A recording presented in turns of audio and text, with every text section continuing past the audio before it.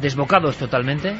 La poníamos hace casi 15 años en otro programa de radio, y siempre con un único fin: el misterio. Es cierto que nuestro compañero Santiago Camacho con esta música vibraba de una forma muy especial, pero como ya estamos en una radio muy seria, no podemos volver a hacer lo que hacíamos. Y los años que no pasan en balde. Y los años que no pasan en balde. Y las camisetas heavy que he visto yo en fotos de Santi Camacho, ¿eh? Es cierto, es cierto. Todo eso y mucho más, pero es otra historia que nunca se contará en Milenio 3 detrás de esta maravillosa música.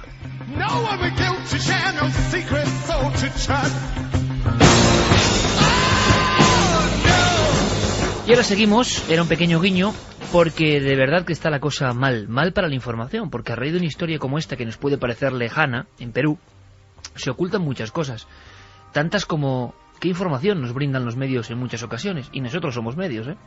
O sea que aquí para todos, pero cuando hay muertes de por medio, cuando han llegado los fiscales a la región y han encontrado, había imágenes que vais a ver mañana impresionantes en Cuarto Milenio, repito, muy duras, de algunas cabezas, una cabeza decapitada, por ejemplo, en la tierra, pero debajo aparecían huesos, y uno decía, esta víctima es muy reciente, no hace falta ser forense, tiene la carne todavía, y luego hay huesos, fémures, omóplatos, muy viejos.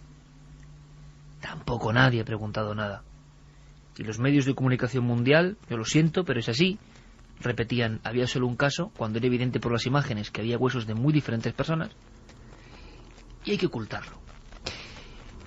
Se gira todo hace unos días cuando el ministro del Perú de Interior dicen que allí está el caso, ahí están las botellas de grasa. Por un momento no es que dudemos, pero dijimos, si toda la prensa dice que no hay vampiros,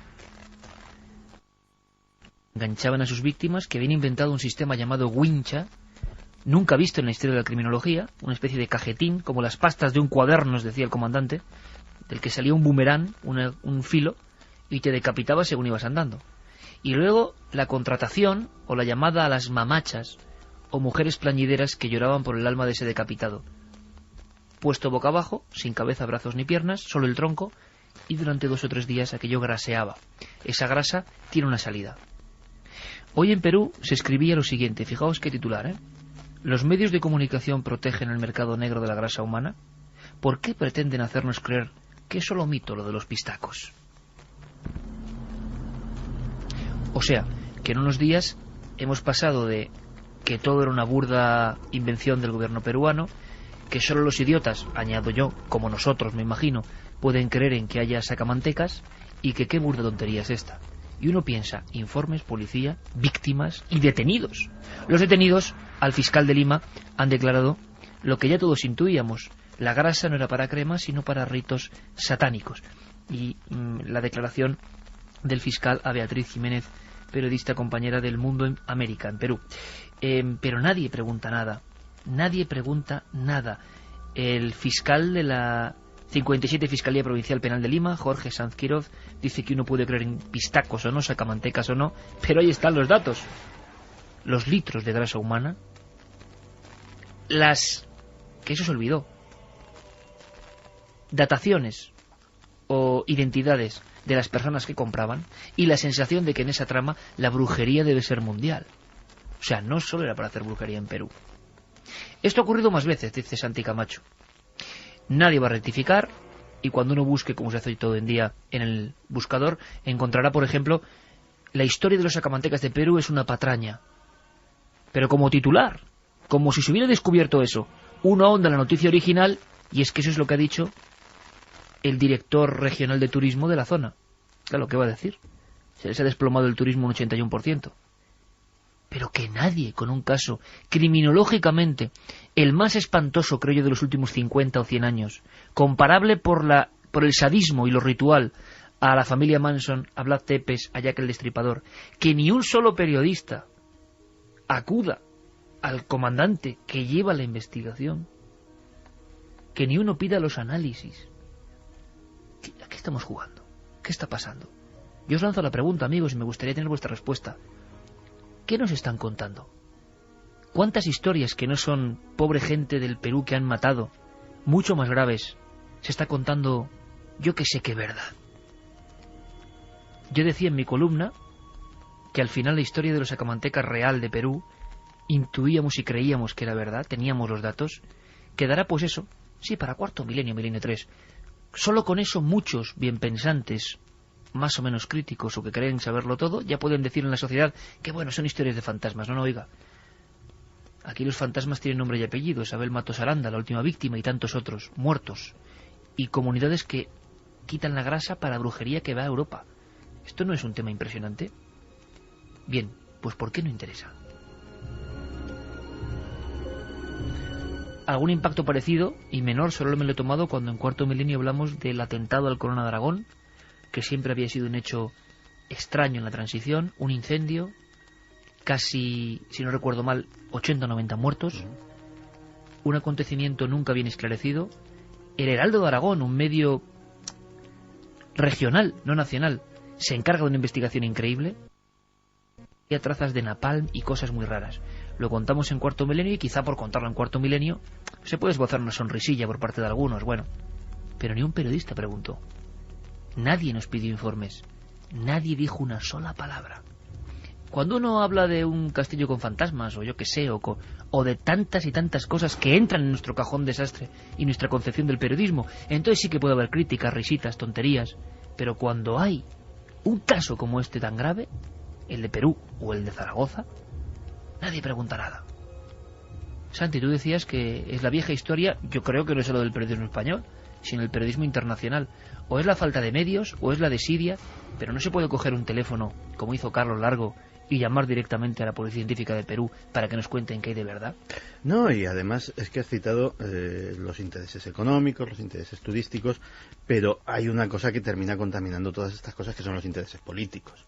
Es decir, sin ser un experto en política interna peruana, leyendo pues un par de docenas de titulares y de las noticias que llevan escritas, uno termina sacando la conclusión de que allí ha sucedido con esto lo que ha sucedido aquí y en muchos otros países en esta época y en otras, con muchas circunstancias. Es decir, la oposición y los medios de comunicación adscritos a las posturas de la oposición del gobierno X, no estamos hablando de ninguno en concreto, ven algo que potencialmente se puede servir pues para hacer dimitir a un ministro del Interior, como es el caso, que está recibiendo ataques durísimos a raíz de esta historia, para minar la imagen de un gobierno, para etcétera, etcétera. Y la verdad al final es lo que menos importa. Es decir, tú estás encasillado en tu postura, cuentas lo que toca en el guión de la línea editorial de tu medio y básicamente pues por ahí avanzamos.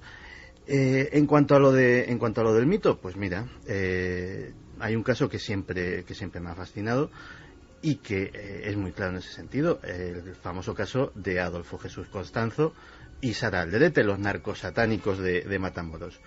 Si Constanzo y Alderete no cometen el error en su día de cometer sus sacrificios humanos atroces con dos ciudadanos estadounidenses, a día de hoy estaríamos hablando del mito de los narcosatánicos, que por ahí por México se dice que los traficantes de droga sacrifican a gente, pero bueno, ¿quién se va a creer eso? Si, novelones, ¿no? Efectivamente. Sí, el gran error que cometieron estos dos personajes fue que cayeron en sus redes dos gringuitos, dos jóvenes americanos que realmente los ciudadanos estadounidenses pues saben que tienen una protección en todo el mundo, que es que su gobierno va a remover Roma con Santiago para esclarecer cualquier desaparición, cualquier cosa extraña, cualquier muerte violenta.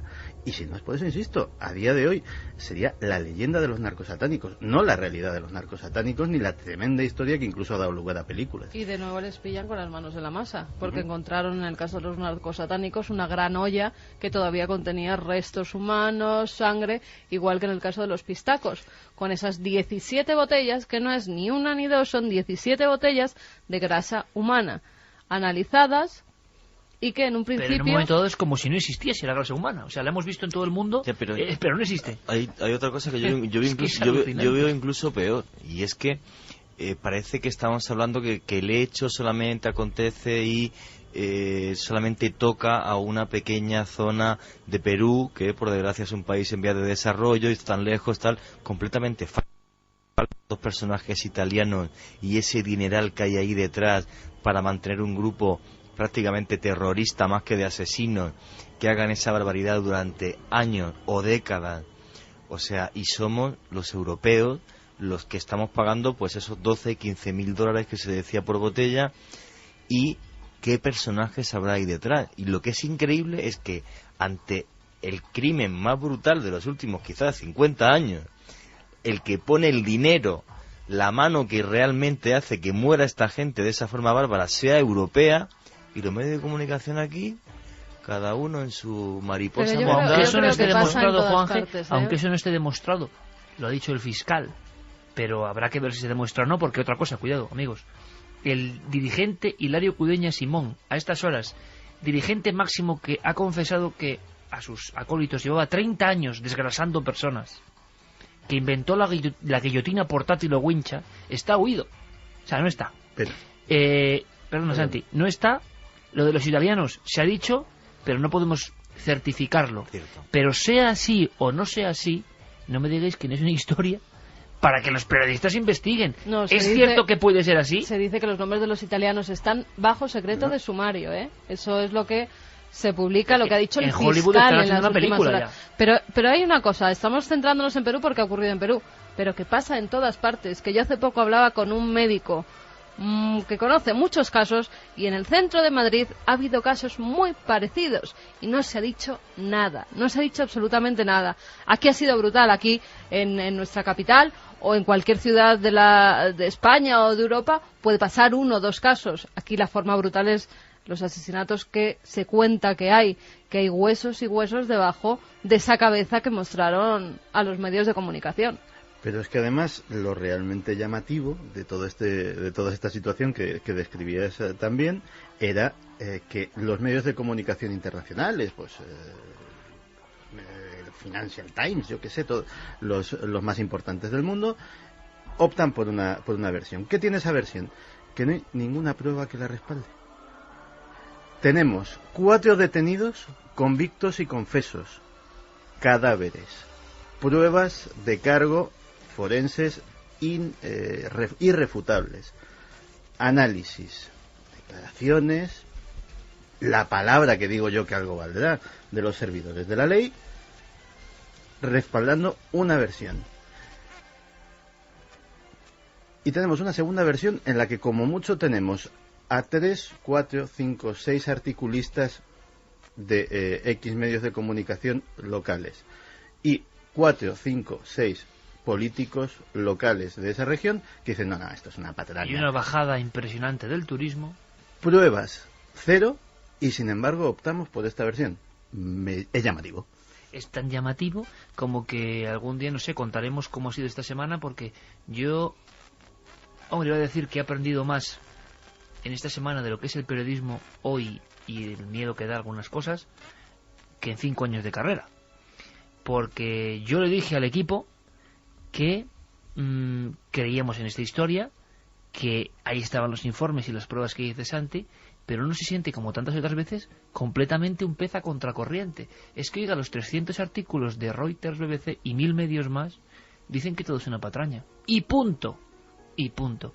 Y yo con los análisis en la mano, claro, y con todo y diciendo, bueno, pero ¿y cuánta gente que se ha sentido a contracorriente ha sido absorbida y al final nadie la escucha? Si no, búscalas dentro de años, pues se encontrarán con lo de que... Pero es que a lo mejor no habían accedido a esos informes. Pero yo Tú creo... lo podías ver porque habías hablado con el principal investigador, el principal policía, y tenías los informes en la mano. Pero en esta era de Internet, en la que tanta gente se llena la boca, y algunos con razón y otros no, que hay más libertad que nunca, hay más opciones que nunca, tampoco nadie en Internet, pero repito, excepto esta compañía del mundo, porque es la realidad y la verdad, que va y pregunta e indaga, no hay nadie tan individual en el propio Perú, tantos blogs, tanto periodismo auténtico en blogs, y no hay nadie que se aparte de la versión oficial de que es todo una broma, que me parece increíble, y que investigue simplemente diciendo, oiga, ¿podemos ver los análisis de la grasa humana? ¿Podemos saber si en esas fosas del río Llaga hay muchos crímenes de gente ejecutada con el mismo sistema de un ritual antiquísimo? ¿Podemos saber si esto viene de mucho antes, como parece? Y ahora nos enteramos que hace 20 años en Miraflores, Lima, también había otros casos de pistacos. Carmen encontró tratados antropológicos de esa figura. No, queda mejor reírse cuando está muriendo gente. Pero es que yo pienso una cosa que aquí está muy clara. O sea, la noticia se la cargan tan fácilmente, en un principio por intereses económicos, está claro, por el líder regional que lleva el turismo, porque dentro de la noticia, aunque el trasfondo sea criminológico y realmente brutal, aparece la palabra magia, aparece la palabra misterio, aparece la palabra antiguo, inca, o sea, todo eso, y es de, pues ya, esto es una tontería. Claro, magia, no sé qué, no, narcotraficante. Sí, esto se lo pasaba antes. ¿Cómo? Es imposible. Que no, que en todos los países lo hemos tenido. Revolverse ante lo ancestral porque era mala imagen. Sacamantecas, que es que tenemos informes de sacamantecas que fueron pillados, que fueron incluso el hombre del saco, que se ha visto siempre como un personaje con el que nos meten miedo de niños, y resulta que son personajes reales, que todavía mucha gente no sabe que esos personajes son reales y que los hemos tenido aquí. A mí algún crítico de televisión, no sé cuándo, se reía de cuando hice una presentación sobre el hombre del saco. Jaja, el hombre del saco. Y dices, ¿pero te crees que estoy hablando del hombre del saco en el que tú te imaginas? No, estoy hablando de informes criminológicos y del juzgado con nombres y apellidos de gente que transportaba en saco. Pero que es increíble, en fin. Así nos encontramos. Yo no sé qué opina la gente, Carmen. Antes de tomar un barco, bueno, tomarlo no porque es terrible su final, pero antes de saber la historia de un barco, el Sirio, ¿qué dice la gente? Bueno, mira, te voy a decir una cosa. Ya nos habían llegado mensajes antes del programa diciendo que rectificáramos la información que habíamos emitido sobre los pistacos porque éramos unos mentirosos, porque se había demostrado que nosotros mentíamos. Bueno, pues ahí tienen la información. Nos dicen, soy Edu de Móstoles, gracias por contarnos la verdad y abrirnos los ojos, gracias de verdad, felicidades por el programa. Igual pasa aquí con la gripe A, hay más muertes de las que dice el gobierno, simplemente para no asustar a los turistas, es vergonzoso que el gobierno no se moje. Luis Díaz desde Palencia dice, hola milenarios, este tema es impresionante y espeluznante a la vez. Es una pena que haya tantos intereses detrás de esta historia y que no se cuente la verdad, aunque a veces es mejor no saberla. Aunque ha pasado con todos los gobiernos. Muy desagradable. Hay que decirlo, todos los gobiernos han manejado grandes epidemias o informaciones sin la claridad que a veces se exige. En fin, tendremos Pero derecho vamos a ver, si no nos hablan claramente de los ovnis, que son objetos volantes no identificados, ¿qué van a decir de algo que es tangible, que estamos viendo y que está en los hospitales? Ahora entenderás, Iker, historias que te he contado en tiempos, como por ejemplo la de un hombre con el que tuve el honor de intercambiar unos cuantos emails en su día, que es el periodista Gary Webb. Gary Webb descubre en su día que la CIA está detrás del tráfico de crack en Los Ángeles. Así, irrefutable. Escribe una serie sobre ello. Le dan un premio Pulitzer.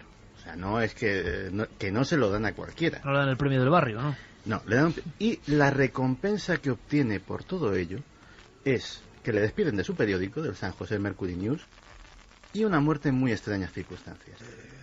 Llegados a ese punto, mucho miedo, sí, sí, de todas formas, pienso que estamos dentro de una corriente de idiotización de la sociedad provocada por los medios y por la sociedad en sí, porque por ejemplo esta semana ha sido el aniversario de una de las cosas más terribles que han sucedido también en las últimas décadas, que fue Bhopal, la catástrofe de Bhopal. Esta semana ha sido, no recuerdo exactamente, 25 años, sí. Pero algunos medios se han hablado, años, pero muy poquito. Pero es que, Iker, o sea, lo que queda en Bhopal, claro. Miles de Chernobyl. personas, o sea, efectivamente, miles de personas afectadas por aquella multinacional norteamericana que tenía allí una fábrica de pesticidas, que están muriendo de cáncer, niños, y nadie hace nada. Y pasan la noticia del 25 aniversario de lo de Bhopal como el que llover y nadie hace nada, ni pasa nada, que se mueran ahí en la India. Investiga nada. Y si se mueren 1000 más al año, pues 1000 más al año. ¿Qué más? Yo sí tengo que decir a las 3:27 y seguimos oyendo que hay una cosa que es cierta, y es que en esta casa en concreto, en la cadena SER, donde por fortuna estamos, y desde donde nos escucháis, jamás han puesto cortapisa en ninguna investigación. Y eso es verdad, que eso después de 9 años, hay que decirlo, sí. Y la libertad que hemos contado por parte de los directores de la cadena SER, a mí esta me sorprende, porque, en fin, siempre nos han dejado ser absolutamente libres, y uno se da cuenta que eso sí que es un milagro en los días que corren. Javier Pérez nos dice, a los que ahora estamos estudiando periodismo nos dicen algo que me parece muy cierto. La sobreinformación es también una forma de desinformación. Sí, señor, qué buen mensaje que bien contado, ¿eh? Sobreinformación en el sentido de que hay tanto que ya nadie sabe que es verdad y que es mentira, que eso lo llevamos advirtiendo hace mucho tiempo. Víctor Minaya decía, suponen que los pistacos utilizan la grasa para refinar ingredientes de brujería y como un potente combustible. Ana de Mallorca, como decía Expediente X, la verdad está ahí fuera, y yo digo, y hay alguien que la esconde.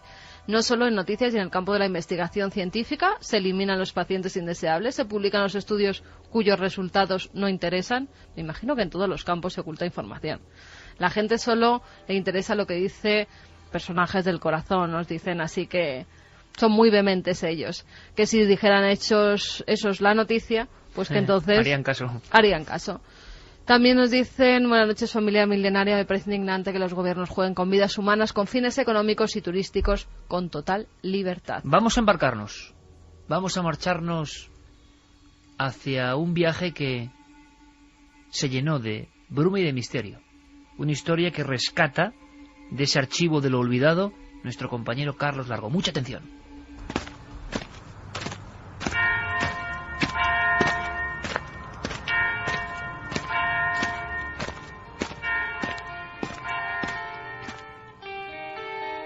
El callejero del misterio.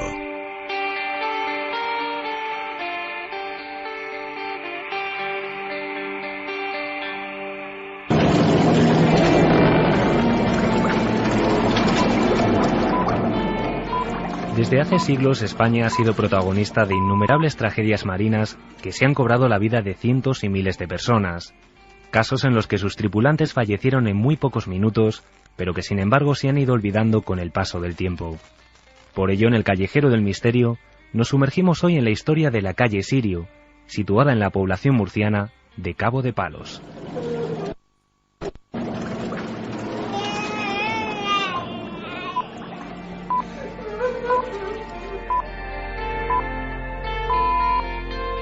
Llantos como estos se pudieron escuchar la fatídica tarde del mes de agosto de 1906, frente a las costas del pueblo marítimo de Cabo de Palos. El gran transatlántico sirio que realizaba la ruta entre la ciudad italiana de Génova y la argentina de Buenos Aires encallaba en el Bajo de las Hormigas, una gran formación rocosa contra la que el barco había colisionado, desencadenando su inmediato hundimiento. Así nos lo contaba el historiador y arqueólogo Luis Miguel Pérez Adán. Era un barco que regularmente hacía ese trayecto y recogía pasajeros en distintas escalas de España y luego pues llegaba ya a Brasil y de allí pues recalaba en su destino final. Bueno, o sea, era un barco que hacía, antes de hundirse, llegó a realizar hasta 135 viajes. Y el barco, pues increíblemente, se acercó peligrosamente a las costas de Cabo de Palos, en un lugar que es conocido como el Bajo de Fuera. Era una roca que era conocida en las cartas náuticas, pero que en ese momento el que mandaba el sirio pues no supo apreciar el peligro que corría el barco y a una velocidad de 15 nudos pues se estalló o se llegó a colisionar con esa roca y se abrió por dentro, produciéndose pues el embarrancamiento del barco. Tras el impacto, el pánico se fue apoderando poco a poco de los pasajeros del Sirio. Se cuenta que hubo gritos de desesperación y que incluso se llegaron a utilizar armas de fuego. Una triste tragedia con casi unos 400 fallecidos que se podría haber evitado con la correcta actitud del capitán del barco y de todos sus oficiales. Hay que tener en cuenta también en las condiciones en las que iba el barco. El barco llevaba su primera clase, su segunda clase y luego llevaba un número indeterminado de personas que de una manera no legal viajaban en el barco para su transporte hacia su nueva vida en América. Entonces, toda esa gente que se encontraba en ese momento en las bodegas creyó que el barco se iba a hundir de una manera inmediata y cundió el pánico. Y unido a la falta de la autoridad del capitán Giuseppe Piccone, pues y de su oficialidad, que se encargaron más en salvar su propia vida, abandonando ellos los primeros el barco y dejando desamparada a todas esas cientos de personas que estaban, pues se provocó eso que acabo de decir, el pánico, el arrebato.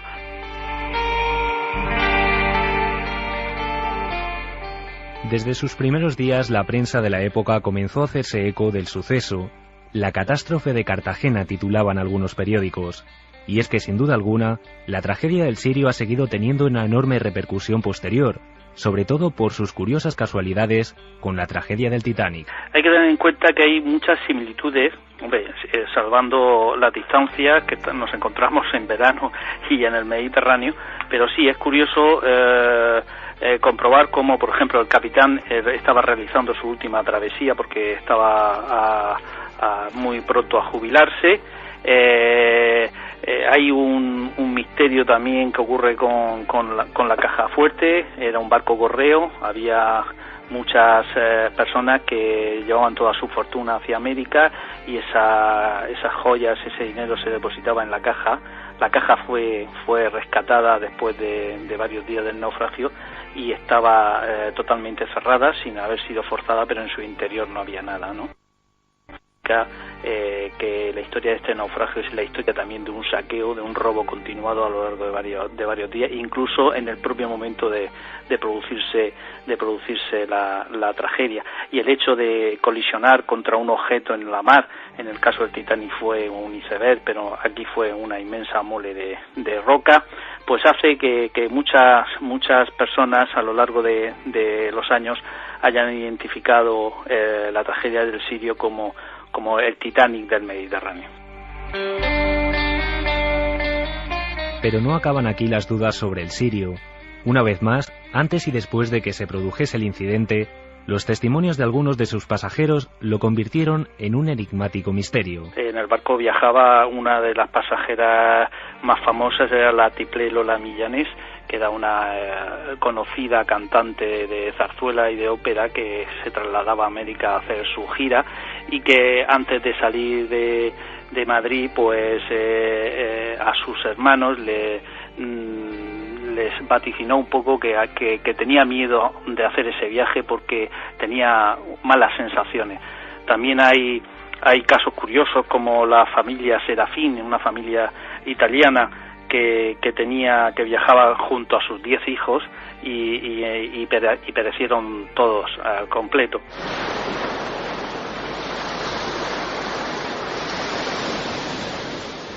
Han pasado ya más de 100 años desde que se produjese una de las mayores tragedias marítimas de nuestro país, y gracias a las crónicas del momento, investigadores como Luis Miguel Pérez Adán pueden relatarnos lo sucedido, el posible origen del hundimiento y, cómo no, también la valentía de algunos héroes que contribuyeron a paliar los daños del accidente. Y un dato curioso es que muchos de los supervivientes al naufragar incluso llegaron a las costas a nado y no quisieron en ningún modo identificarse como pasajeros de ese barco porque en muchos casos eran personas que tenían que haberse presentado para cumplir el servicio militar y se habían embarcado precisamente para no hacerlo. Entonces su condición no era la más adecuada como para poder luego presentarse. Pero más o menos las cifras de los 892 pasajeros que se pueden contabilizar, pues supervivientes hubieron unos 500 y fallecidos cerca de la cifra de 400 personas. Hay que tener en cuenta que esas 400 personas fueron salvadas por la actuación de una sola persona, la de un capitán de un pilot llamado Vicente Buigues, que con una acción totalmente heroica consiguió hacer el mayor rescate de náufragos por parte de un civil.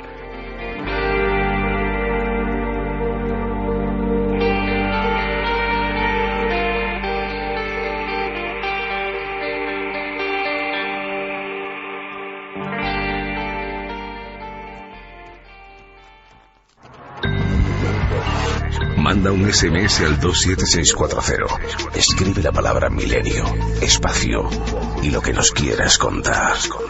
Comentaristas de Milenio 3. Sabemos que siempre hay alguien al otro lado. Bueno, pues estamos seguros, después de este viaje, estamos seguros de que el pueblo y sus historias le hubieran gustado mucho a nuestro amigo Jacinto Molina, que si decimos eso, pues casi nadie sabe de quién estamos hablando. Paul Nash, evidentemente, que nos dejaba hace unos días. de alguna forma nosotros quisimos y estuvimos presentes en ese último momento, acompañando al buen actor Paul Naschy, que dedicó su vida al terror sin ningún tipo de complejos y que era una autoridad mundial reconocida, sobre todo fuera de España. En fin, suele suceder. Amigo Paul, seguro que está muy cerca de la luna llena, pues un abrazo para ti. Es más, había luna llena cuando falleció. ¿Ah, sí? No podía ser de otra forma. No podía ser de otra forma. Paul estuvo muchas veces en Milenio 3 y en Cuarto Milenio. Y en fin, le recordamos con muchísimo cariño como un auténtico pionero, Waldemar Daniński, al que le dio vida tantas veces, ¿no? Mira, él le hubiera gustado este pueblo que sé que os va a gustar a vosotros. Sabéis que buscamos rápidamente puntos del mapa con nombres increíbles. La Aparecida, bueno, en fin, mil sitios. ¿Sabéis a dónde nos vamos, Juanje? No. En Asturias, que tú conoces muy bien Asturias, sí, porque investigas mucho por esa zona, hay un sitio que se llama La Degollada. Dios santo. La Degollada. ¿Qué puede tener una pequeña aldea de 5 casas apenas en la verde Asturias para que le pongan ese nombre? La Degollada. ¿Qué historia hay ahí? Hemos buscado. Esther García, una escritora de la zona, que además nació al lado de La Degollada, nos cuenta el porqué. El origen del pueblo dice que en La Degollada, en un campo que hay allí que se llama el Campo de la Cruz, pues que allí degollaron a los mouros.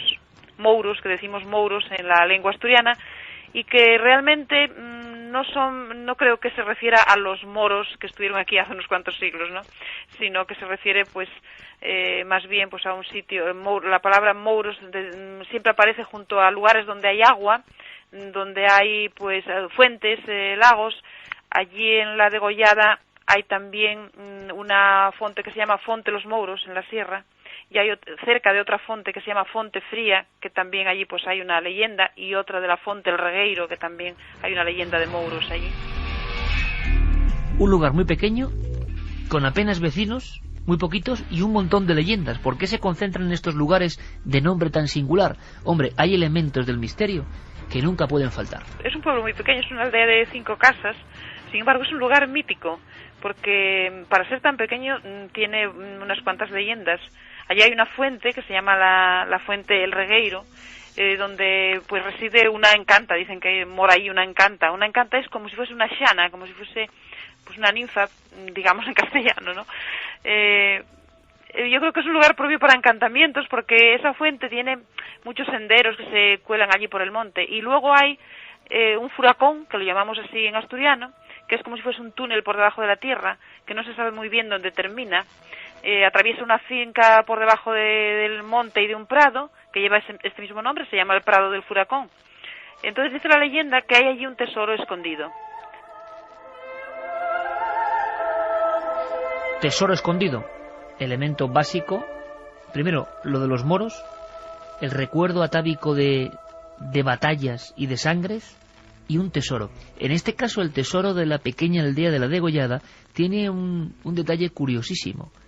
La iconografía y las guías, o lo que se ha transmitido de generación en generación, de cómo hay que buscar ese tesoro, que no es de cualquiera forma. Parece ser que ese tesoro pues son unos bueyes de oro, que decía la gente, dice la leyenda, que hay que arar el terreno del furacón con unos bueyes gemelos para poder encontrarlo. Pero bueno, nunca se supo que nadie lo haya encontrado, ni que nadie haya seguido pues lo que dice la leyenda. Sí que hubo intentó entrar en ese túnel, en ese furacón, lo que llamamos aquí chalgueiros, o hay algueros que buscan los tesoros por distintos sitios, ¿no? Pues aquí dicen que ese tesoro, los bueyes de oro, que también los escondieron los mouros. En fin, parece que culpables de muchas leyendas que siguen repartiéndose por España. Pero hay una cosa más. En un lugar tan diminuto, tan rico en mitología, nos hemos encontrado, en La Degollada, repito, a otro personaje que tiene mucho que ver con el norte de España y en el que aún algunos creen en su presencia casi mítica, la Encantá. Tenían miedo a verla, porque claro, la Encantá es un personaje que lo describen como un personaje, una mujer muy guapa, rubia, de melena rubia, que tiene un gran encanto, digamos, pero también tiene una parte pues que no es buena. El que la encuentre puede desencantarla, pero también ella lo puede llevar al lugar donde mora y le clava un peine, que tiene un peine de oro, y entonces la gente tenía miedo. Y cuenta también la gente que veían muchas veces pues bogadas de ropa, decimos allí, tendales de ropa, tendederos de ropa, de la que ellas lavaban en los montes de los alrededores. Entonces la gente del lugar pues cree en las encantas, eso, como mujeres hermosas, pero sin embargo también que, bueno, pues que tienen un punto de maldad. En fin, Juanje, que menos mal que en la España auténtica nos siguen quedando leyendas, historias, a las que si no fuera por gente como Esther García y otros cronistas que vamos investigando, nos van enseñando sus historias, esto se pierde sin remisión. Pues la verdad que sí, es una pena, ¿eh? Y además, ahora que has hablado de Asturias, desde aquí le mando un abrazo muy fuerte a Alberto Várez Peña, que posiblemente es la persona, posiblemente no, es la persona que más libros ha publicado y más ha recopilado sobre lo que es la Asturias mágica de leyenda, que es la verdad que es una provincia y una región de España a la que yo adoro. Oye, Carmen, una cosa importante. Esto te interesa, Santi. Se acabo de decir, claro, uno ya no sabe lo que es, lo que no es, pero que pasa algo con el manuscrito Voynich, ese manuscrito con plantas y elementos tan raros, y que siempre se ha hablado de un códice antiguo dentro de él. Pues el titular dice el manuscrito Voynich posiblemente decodificado. Yo creo que es mucho decir para luego lo que está dentro de la noticia. Ese manuscrito al que hacía referencia Iker, que tiene esos símbolos extraños, esos dibujos. Y plantas que no existen, por ejemplo. Bueno, pues llamado así por el coleccionista Wilfred Voynich, es el que lo muestra el primero en 1912. Es un código que por el momento dicen que nadie ha podido descifrar. Y eso que en tiempos de la Segunda Guerra Mundial utilizaron a muchos criptógrafos para intentar dar una solución a ese libro. Nada de nada. Pero nada. También las supercomputadoras se han puesto a analizarlo y de nuevo nada. Se decía que este libro podía ser que había sido escrito o por Roger Bacon o por John Dee, o incluso que era el Necronomicon del que hablaba Lovecraft. Bueno, ya una mezcolanza, vamos, en fin. También no sé qué falta, se decía que había una sido copia en negativo de la Sábana Santa o algo bueno, así. Sí, o el Don Balón de hace 2 siglos también. Que había sido un fraude hecho por el mismo Voynich, con el que se había reído de todo el mundo. Pues bueno, ahora Edith Sherwood, una académica experta en el trabajo de Leonardo da Vinci, lleva 10 años estudiando el manuscrito Voynich y dice que cree haberlo decodificado. ¿Y qué dice esta buena señora? Pues dice que no hay que descifrarlo como un texto en inglés, sino que habría que descifrarlo como un texto en bable, escrito en italiano, pero un italiano medieval similar al toscano, y que las palabras no son... En fin, un lío, déjalo. Bueno, porque, en fin, espera, que las palabras son anagramas. Es que es tela, para descifrar también la noticia de la marinera. O sea, la señora se ha vuelto tarumba. Y que se puede llegar a una interpretación bastante razonable del contenido del manuscrito, que puede ser una suerte de aulas de biología. A esa conclusión ha llegado. Pues que listo, la misma que han dicho mucha gente claro, al ver las plantas, ¿no? Claro, al ver las plantas que aparecen. Pues ha dicho todo eso y que está en italiano. Hombre, en vez de en inglés. Pero no se ve decir una cosa, si alguien busca manuscrito a Voynich, decodificado, ¿eh? Y se quedará así para el resto del mundo. Te digo una cosa. Como titular, la Sábana Santa me pego falsa. 10 años investigando un libro y lo decodifico ya, aunque sea de alcoholismo o de depresión. No sé hablando de Sábana Santa, ya hay un follón tremendo, a ver qué opinéis. Vamos rápidamente con Nacho Ares, y es que la noticia principal de la historia es la polémica sobre las letras en la Sábana Santa. Ya hay gente a favor y en contra de este último libro que habla de letras. Lo escuchamos y volvemos.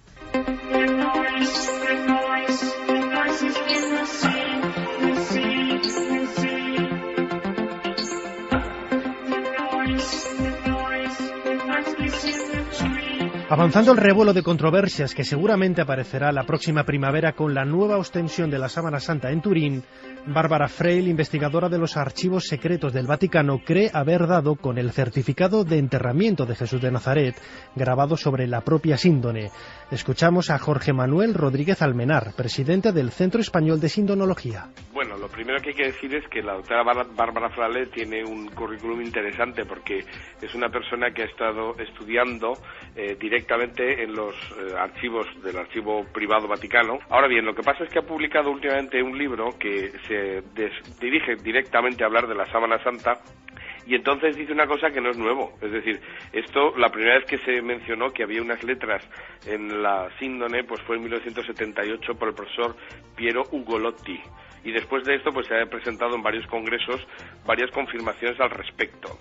Pero que yo sepa no añade nada nuevo, simplemente recoge una investigación anterior y las confirmaciones que en distintos congresos se han dado. Otros expertos creen que los textos grabados alrededor del rostro de Jesús son en realidad fruto del contacto con relicarios o vasos que hace siglos fueron envueltos por la polémica sábana. Lo que habría que hacer es una nueva investigación directa sobre la sábana santa. Quiero decir, vamos a ver, en la sábana santa hay cosas que son seguras, otras que son posibles y otras que son probables. Cosas seguras, bueno, pues la investigación del año 78 al 81 que realizó el equipo norteamericano que la gente llama el STURP, esa es una investigación muy seria. ¿Por qué? Porque ha dado lugar a casi 30 publicaciones en revistas científicas internacionales, que pasan los correspondientes filtros y que no es una publicación hecha en un libro de divulgación ni nada de esto, ¿no? Luego que hay un señor que diga que ha hecho una cosa que se parece y no sé qué, y que dice que ha representado la Sábana Santa, no, mire, esto si usted quiere ser serio, publica en una revista científica, presente a academias científicas los resultados y luego ya veremos. Recordemos que aunque desde 1988, gracias a los análisis de carbono 14, la reliquia es una supuesta falsificación medieval, la sábana será expuesta de nuevo al público la próxima primavera de 2010.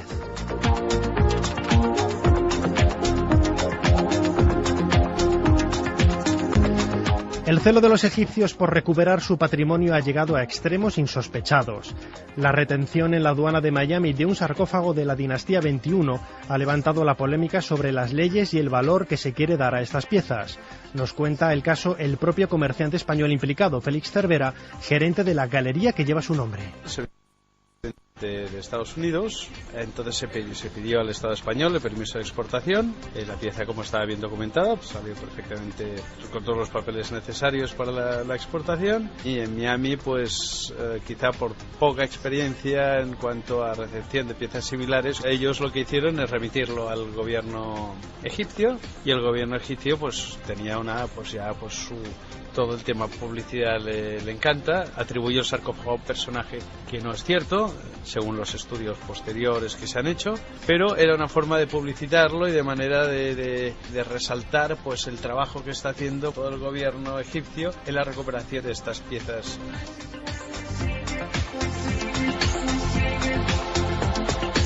Egipto se agarra a sus propias leyes de finales del siglo XIX, contraviniendo los acuerdos con la UNESCO que el propio país firmó y que concedía la validez de las ventas realizadas siempre por los propios egipcios hasta la década de 1970. Aquí no hay denuncias ni Egipto contra nadie, ni yo contra nadie, sino nos estamos enfrentando Egipto contra el sarcófago y yo contra el sarcófago para ver de dónde procede. Egipto no creo que lo reivindique, puesto que sale más caro de lo que tiene que ser. Me temo mucho que tendré que donarla al gobierno de Estados Unidos.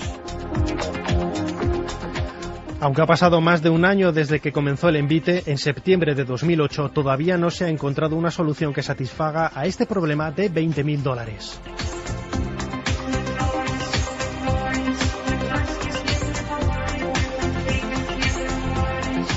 Al igual que otras culturas del mundo antiguo, los griegos orientaron sus templos al sol. Así lo cree Alun Salt de la Universidad de Leicester, quien después de estudiar la orientación de los templos griegos en Sicilia, de los 41 monumentos estudiados, 40 estaban alineados con el sol. Como parece lógico, no es un hecho casual. Esta teoría va en contra de la idea tradicional que hasta entonces se tenía de los templos helenos.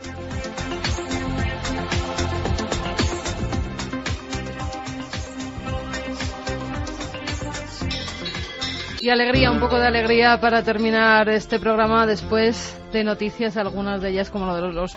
Nos contaban historias apasionantes. Uno de ellos, por ejemplo, nos decía: hola amigos de Milenio, yo tuve una experiencia hace 11 años que volví a nacer sencillamente. A eso de las 15:30 horas me dirigía yo con mi Renault 9 camino de Barcelona y en un punto de Castellón me quedé dormido al volante. Os lo juro que escuché la voz de mi abuela, que para mí era mi madre, mi amiga, mi hermana, que me dijo: Jordi, despierta. En ese momento desperté en el momento justo en el que venía de frente un camión de gran tonelaje. Giré el volante y milagrosamente me quedé en sentido contrario al que viajaba. Eso sí, me quedé blanco como la leche, pero estaba claro que no era mi hora de partir. Gracias a mi abuela. Soy Jordi, desde Valencia. Y el último de los mensajes nos decía: una vez, comiendo en un jardín de casa de mi hermana, otra hermana suya de 3 años cayó a la piscina de casa. No la vimos y la sacó una mujer que no conocíamos y que no vimos ni entrar ni salir. En fin, la sensación, Juanje, Santi, Carmen, de que todos hemos nacido una segunda vez, seguro, y que solamente por eso, sea cual sea el fenómeno, hay que dar gracias, ¿no? Y reconocer y darse cuenta de la maravilla que es seguir adelante cuando nos han dado esa oportunidad. ¿Qué pensáis?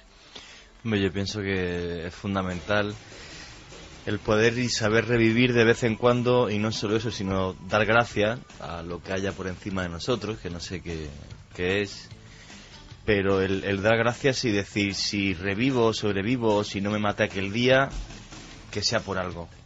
Si no me mata aquel día, que sea por algo, que sea para hacer algo digno e incondicional. Así me gusta, Juanje. Santi, ese sentido de agradecimiento que mucha gente puede estar sintiendo en esto que estamos diciendo, creo que siempre es positivo. Pues sí, la verdad. Y sobre todo, toda esta historia nos lleva a una cosa que he dicho muchas veces en este micrófono, que igual que antes decía que a lo mejor en cada vida es cierto que hay un milagro, desde luego en cada vida hay un misterio. En cada vida hay un momento en el que nos enfrentamos a algo que no puede ser explicado con la simple racionalidad. En momentos muy tontos, en momentos muy cotidianos muchas veces, y a veces, como hemos visto esta noche, también en momentos muy trascendentes. Noel Calero, muchísimas gracias, compañero. Gracias, Carlos Dargo. Gracias a nuestro compañero Fermín, por supuesto. Santi, como siempre, un placer. Y también hay que decirlo, en noches como estas, tan emocionantes y a la vez críticas con nuestro propio oficio, qué maravilla es estar ante los micrófonos amarillos de la cadena SER, donde en el fondo hacemos lo que queremos en el buen sentido. Consideramos que esto puede interesar. Esto es un lujo también, ¿eh, compañeros? La verdad que sí, es un placer trabajar aquí, ¿eh? Lo mismo digo. Y para nosotros es un placer que estéis aquí. Geray Martínez en la nave del misterio, con música, como no, procedente de lo más profundo del cosmos. Escuchad, porque este debate no estaría completo sin el maestro Enrique de Vicente, que fue uno de los primeros en investigar casos de abducciones, y mi amigo Javier Sierra me iba a matar, y tantos otros clásicos, si no hablamos de Julio F. Julio F. fue el abducido más importante, aunque siempre se mantuvo con ese anonimato, por una experiencia terrible que recogió el investigador Antonio Rivera y otros. Las primeras hipnosis, una historia que se llamó la del cazador cazado. Santiago Camacho ya está preparando cosas sobre, no sé si una hermandad, una curiosa sociedad secreta, un poder en la sombra, tiene algo que ver con la política, los desayunos, la Biblia, la religión, algo que ha pasado hace muy poco. Pero escuchad, Enrique, esta es la historia que no podía faltar como colofón. Carmen ha leído un par de píldoras de ese catálogo donde hay casos de abducidos españoles. La historia de Julio F. empezaba, es de película, empezaba, como estarán muchos oyentes ahora mismo, en un vehículo, en mitad de una carretera y por la noche. Pero algo le hizo cambiar la ruta y su historia se convirtió en la de El cazador cazado. Iba a cazar una mañana, se había levantado a las 4 de la mañana e iba, como era habitual en él, a cazar a la provincia de Ávila. De repente lo que él recuerda bajo hipnosis es que hay como una luz que procede de un objeto en el cielo que vuelve traslúcido su coche. Un detalle muy interesante porque él ignoraba que en otros casos que nunca habían sido publicados en castellano los testigos habían experimentado lo mismo, y en ese momento su voluntad se siente alterada. Él siente el impulso de tomar el camino de retorno en esa carretera de Extremadura, pasar otra vez por el centro de Madrid y tomar la carretera que va hacia Barcelona, a la altura de Medinaceli, y finalmente él va aparentemente a cazar a una zona cercana a Medinaceli y allí su coche se queda paralizado, sufre lo que se llama el efecto electromagnético de paralización del motor, sale al exterior y de repente ve a unos seres altos, delgados, con apariencia humana, que le conducen al interior de un ovni. La descripción de todo lo que ocurre, el ascenso, el ovni, todo lo que le ocurre en el interior es extremadamente compleja. Podríamos estar hablando ahora sobre el caso. Lo interesante es que no solo es sometido a un interrogatorio, a una serie de análisis, sino que aparentemente el ovni despega y él ve la Tierra desde el espacio. Julio Fernández, se presentó en 1979 en un congreso de ufología, casi dentro de una cabina, porque no quería ser conocido. Esta es una historia curiosa, porque no había ningún tipo de ambición mediática. Su caso era increíble, y la comisión de investigación que se generó en aquellos finales de los 70 para investigar la abducción de Julio F. es algo que jamás ha vuelto a ocurrir. Un grupo multidisciplinar. En él estaba, y con la hipnosis por medio, Enrique de Vicente. El caso de Julio F. fue realmente complejo, en todos los sentidos, porque a raíz de toda una serie de sesiones de hipnosis fuimos extrayendo una serie de información fascinante. De entrada, lo importante en este caso es que el equipo estaba constituido, entre otros investigadores, por el doctor Durán, que era el presidente de la Sociedad de Sofrología Médica de Madrid, que era un escéptico que sin embargo se convenció en el momento en que le hizo las sesiones de regresión hipnótica. Dijo que la explicación más sencilla es que este hombre realmente había sido secuestrado por extraterrestres y había salido al espacio. Acontecimientos posteriores que durante la investigación le llevaron a volverse escéptico, pero en ese momento esa fue su opinión. Otro miembro que nunca se volvió escéptico fue el doctor François Luans de la Agencia Espacial Europea, y hubo otros muchos investigadores, incluidos médicos, psicólogos. Lo importante es que a medida que se fue desarrollando la investigación, llegamos a contar a través de la Agencia Espacial Europea con la colaboración de un astronauta que había visto la Tierra desde el espacio para comparar su experiencia con la que decía haber tenido Julio F. y también con un astrónomo de la NASA. El problema es que, como en tantos otros casos, la investigación se truncó por causas humanas. Y añadiría yo lo que dice el maestro Enrique de Vicente, que muchas veces estos abducidos, sea lo que han vivido, tienen un final extraño, un final a veces violento, un final de muerte. Y es la muerte de Julio F., la que trunca cualquier posibilidad de llegar más allá en la historia de aquel cazador cazado. No sé por qué a mí este caso siempre me dio mucho miedo, de pequeño cuando lo leía. Eso del cazador, la zona de Medinaceli, que es muy especial, y ese cazador que gira, atraviesa Madrid y va justo, sin saber por qué, 151 kilómetros hasta un campo completamente desolado. Y allí le están esperando. Es que esa sensación, repito, sea cual sea la naturaleza que se esconde en estos casos, están vertebrados, como escuchábamos a Próspera Muñoz esta noche, de una forma que ni un novelista se los imagina. Pero la muerte de Julio F. fue un golpe muy duro, un golpe que no solo truncó, como decíamos, una vida, sino todo un proyecto increíble de investigación que no sabemos hasta dónde hubiese llegado. Salió de trabajar por la noche en un bar o un establecimiento que regentaba en la provincia de Madrid, en un pueblo que regentaba, que él era el propietario, que no se supo nada de él, y al día siguiente, buscándole, se encontró que su coche había sufrido pero un pequeño accidente. Fue una muerte, por lo que yo recuerdo, misteriosa. No investigué más, realmente misteriosa y extraña, que no atribuyo para nada en relación a esta experiencia que tuvo. Solamente es curioso que esto ocurre con cierta frecuencia en algunos de estos casos. Final del expediente Julio F., como ejemplo de tantas otras historias donde eso, la muerte inesperada, el final de una historia, se entremezcla con sucesos difíciles de creer, ¿verdad? Yo soy el primero que lo digo y siempre lo he dicho con estos temas de la cuarta fase. Muy difícil de creer. Podríamos acabar el asunto tal y como empezaba el libro que lo cambió todo, el libro Communion de Whitley Strieber. El primer párrafo es escalofriante. Lo editó Plaza y Janés y hizo que esa cara del extraterrestre típico se convirtiese en arquetipo mundial. Whitley contaba, estoy pasando las hojas amarillentas ya del libro, hace 23 años, empezaba así, con un testimonio propio. Decía: esta es la historia del intento de un hombre de tratar un devastador ataque desde lo desconocido. Es una historia cierta, tan cierta como yo sepa describirla. En mi caso hubo testigos y efectos secundarios físicos que resulta difícil ignorar. O bien lo que está ocurriendo es que en realidad hay visitantes, o bien que la mente humana está creando algo que, aunque parezca increíble, se halla muy cerca de una realidad física. Nadie podía resumir mejor la tremenda dualidad de la cuarta fase. O algo ahí fuera, o algo aquí dentro.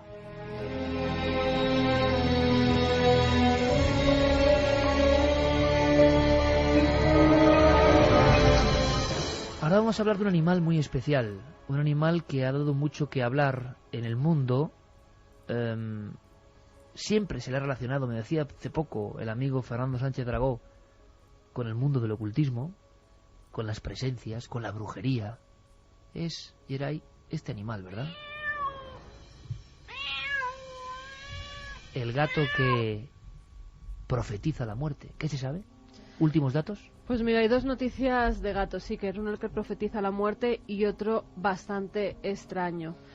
Uno se ha encontrado en Arizona. Tenemos incluso las fotografías donde se puede ver los restos de lo que parece ser un gato común, con algunas anomalías, porque tiene unos colmillos muy desarrollados, el cuello un poquito más largo de lo normal, las patas son las normales de un gato común, pero las pezuñas son bastante más grandes. Además parece, el cadáver está muy descompuesto, pero parece que tuviera alas en su espalda o algo que se podía parecer.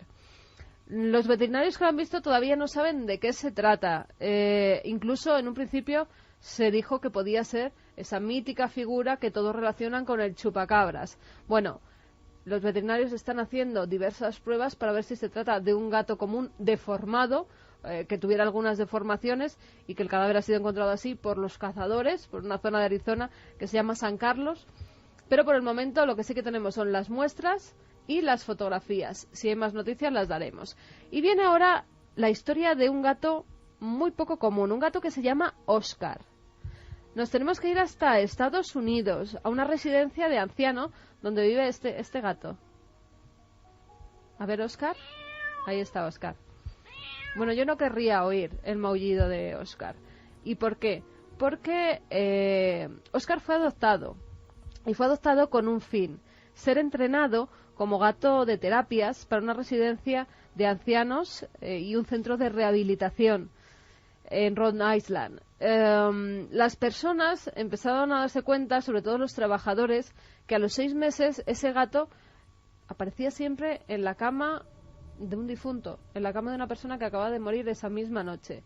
Al principio lo dieron como una simple casualidad, pero cuando empezaron a surgir testimonios y testimonios de personas que decían que esa misma noche su compañero de al lado había recibido la visita de Oscar y que justo había muerto, pues empezaron incluso los estudios médicos, estudios como el de el médico David Sosa, que trabaja en esa residencia, David Dosa, perdón, que trabaja en esa residencia y que dice que puede deberse no a un fenómeno paranormal o un sexto sentido del gato, sino a unas feromonas, un olor que los humanos no podemos reconocer y que los gatos, en este caso sí, pero también en ese caso muchos gatos harían lo mismo que Oscar. ¿Por qué es especial? Oscar ha pronosticado ya más de 50 muertes en esa residencia y por el momento no hay una explicación científica de por qué a gente que a lo mejor está en una peor situación, está a punto de morir y Oscar no le va a visitar a la cama, va a otro y justamente ese otro que está mejor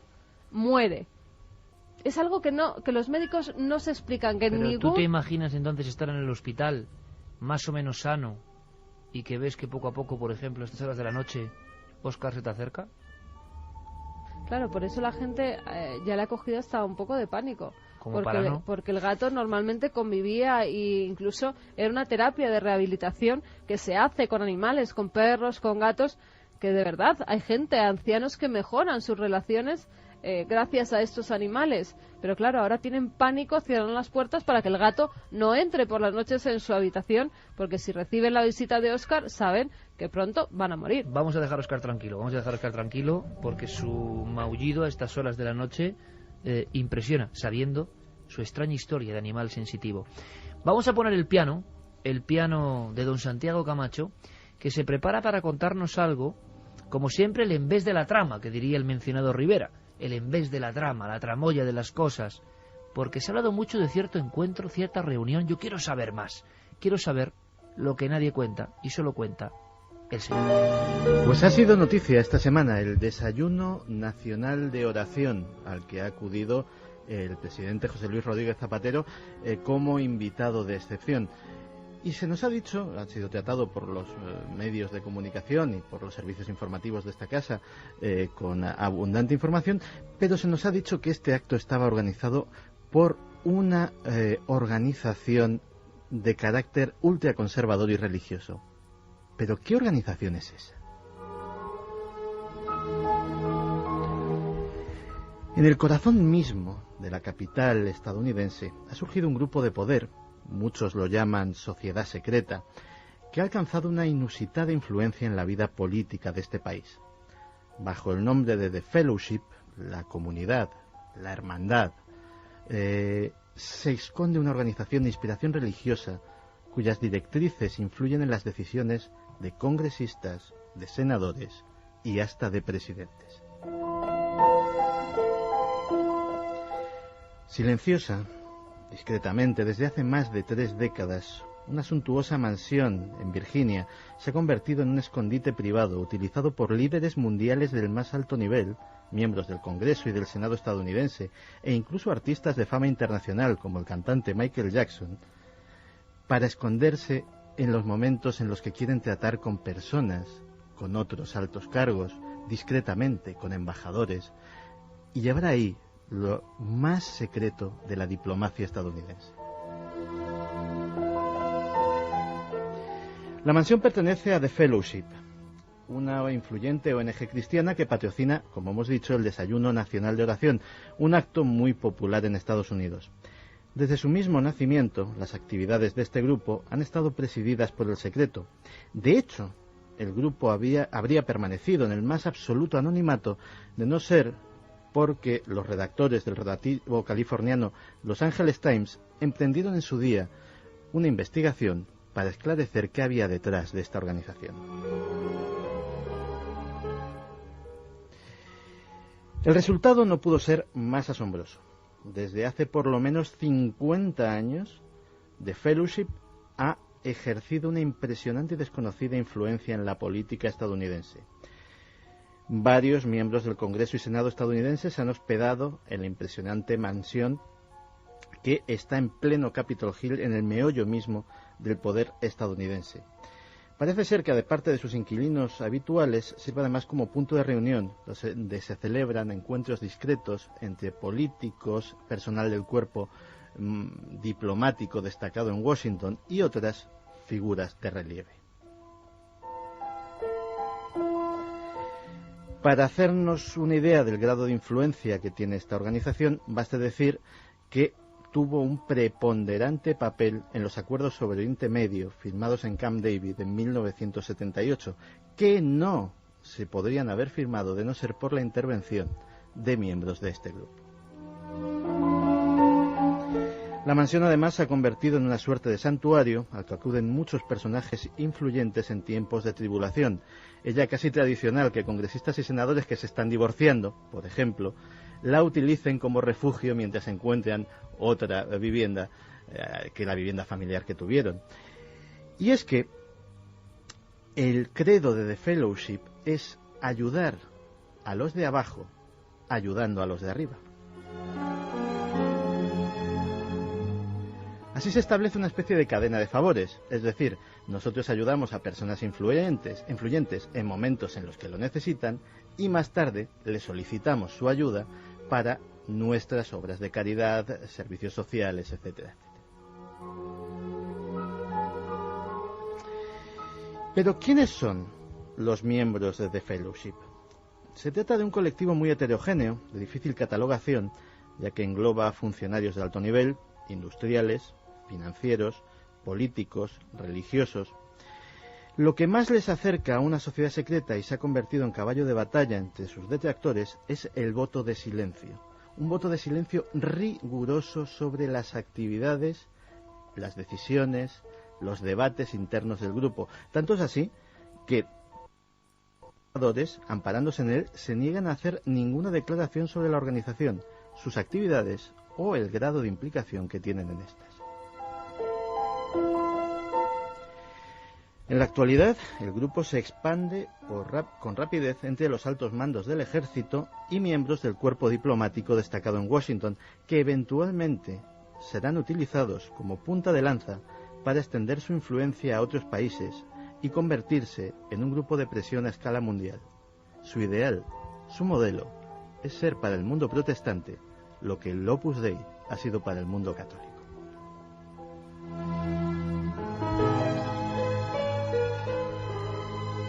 Y además, Santi, si se me permite el símil, hay algo de Club Bilderberg en este aspecto, reuniones que nadie puede saber, políticos de muy diferente signo, unidos por un desayuno de oración, por ejemplo, y reuniones donde se habla de cosas que no se hablan en público y que se guardan en secreto absoluto.